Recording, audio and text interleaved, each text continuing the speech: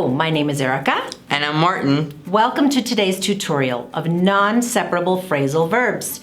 These are ones that cannot be separated. You don't place an object in the middle. So let's take a look and hear some examples. Break up. I broke up with my girlfriend yesterday. I'm bummed.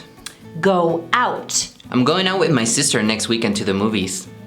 Settle down. My brother wants to settle down with his girlfriend. I think they're looking for an apartment.